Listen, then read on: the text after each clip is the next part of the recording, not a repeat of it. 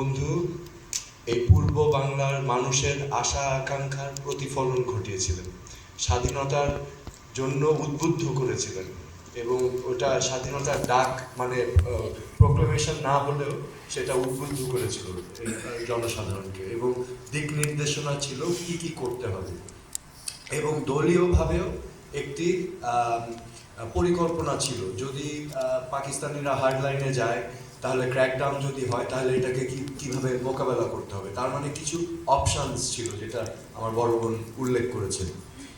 So আপনার প্রশ্নটা হচ্ছে, এবং এটা অনস্বীকার্য যে বঙ্গবন্ধু ছিলেন বাংলাদেশের মুক্তির সংগ্রাম এবং বাংলাদেশের বা পূর্ব বাংলার মানুষের মুক্তি সংগ্রামের প্রতীক। হি ওয়াজ দ্য সিম্বল। কিন্তু এই ৬ দফা আন্দোলন, স্বাধিকারের আন্দোলন, এগুলোর সব কিছুর ভিতরে কিন্তু অনেক নেতা নেতৃত্বের অবদান ছিল। এটা সম্মিলিত একটা প্রচেষ্টায় কিন্তু আমরা সেই মুহূর্তে এসেছিলাম এবং সব কিছুর সিম্বল ছিল বঙ্গবন্ধু সেই সময়। এবং পরিকল্পনা অনুযায়ী, এবং আমরা দেখলাম ৭ই মার্চ থেকে ২৪শে মার্চ পর্যন্ত নেগোসিয়েশনের নামে তারা মিলিটারি ইন্টারভেনশনের জন্য সমস্ত প্রস্তুতি নিচ্ছিলেন। তো আমি এখানে আপনার প্রশ্নের উত্তরে আমি শুধু একটা জিনিস কোট করব, যেটা পাকিস্তানের সে সময়কার একজন প্রভাবশালী জেনারেল ওনার বইতে লিখেছেন। এই বইটার নাম হচ্ছে পাকিস্তানস ক্রাইসিস ইন লিডারশিপ। ২৫শে মার্চ রাতে আপনি বলেছেন যে আওয়ামী লীগের ঊর্ধ্বতন নেতৃবৃন্দ ৩২ নম্বরে যখন গেলেন, সেখানে তাজউদ্দিন আহমেদ একটি টেপ রেকর্ডার নিয়ে গিয়েছিলেন এবং একটা স্বাধীনতার ঘোষণাপত্র স্বাক্ষরের জন্য নিয়ে গিয়েছিলেন।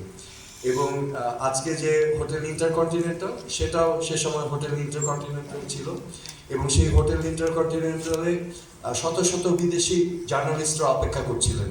হ্যাঁ, এবং এখানে একটা পরিকল্পনা ছিল এই ঘোষণাটা পৌঁছিয়ে দেওয়া হবে সেখানে।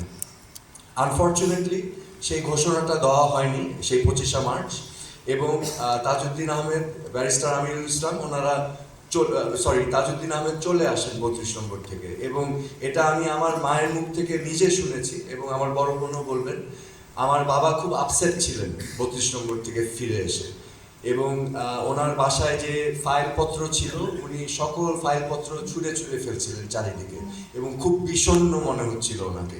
এবং উনি বারবার বলছিলেন, আমাদের এই ২৩ বছরের আন্দোলন বৃথায় গেল, ঠিক আছে, আমাদের সকল অর্জন বৃথায় গেল, এটা বারবার উনি রিপিট করছিলেন। এবং পরবর্তীতে ব্যারিস্টার আমিরুল ইসলাম আসেন এবং ওনারা অজানার পথে চলে যান।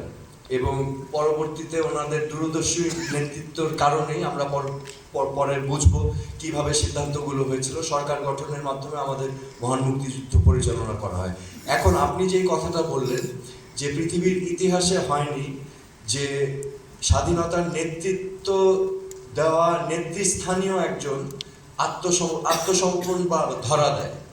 আচ্ছা, তো আমি যেটা পড়েছি, আমি একটা বইয়ের কথা উল্লেখ করছি এখানে, পাকিস্তানস ক্রাইসিস ইন লিডারশিপ। এটা মেজর জেনারেল রিটায়ার্ড ফাজল মকিম খান লিখেছিলেন।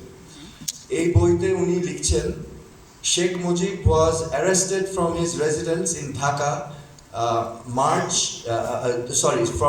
in Dhaka at 1:30 hours, তার মানে রাত ১:৩০টার সময়, after some resistance by his followers and roadblocks around the house। মানে শেখ মুজিবুর রহমানকে আমরা অ্যারেস্ট করি রাত ১:৩০টার দিকে, কিছু প্রতিবন্ধকতা ছিল কিন্তু আমরা করে ফেলি গ্রেফতার। No other leader of importance was found at the given place that night। অন্য কোনো গুরুত্বপূর্ণ নেতৃবৃন্দ ছিলেন না সেখানে। Why Mujib stayed back and allowed other leaders to run away or go underground। তো উনি প্রশ্ন করছেন, কেন মুজিব রয়ে গেলেন এবং অন্য নেতৃস্থানীয় নেতৃবৃন্দকে আন্ডারগ্রাউন্ডে মানে ওনারা চলে গেলেন। হ্যাঁ, his own answer given to the station commander Dhaka was that, তো উনি লিখছেন যে ওনার মানে বঙ্গবন্ধুর নিজের উত্তরটাই উনি উল্লেখ করছেন এখানে। সে সময় যে স্টেশন কমান্ডার ছিলেন পাকিস্তানি আর্মির, ওনার কাছে উনি বলেছিলেন that he wanted to save Pakistan। So এখানে লিখছেন, his own answer given to the station commander Dhaka was that he wanted to save Pakistan. During his stay with the station commander for about a week before he was sent to West Pakistan, he repeated this many times.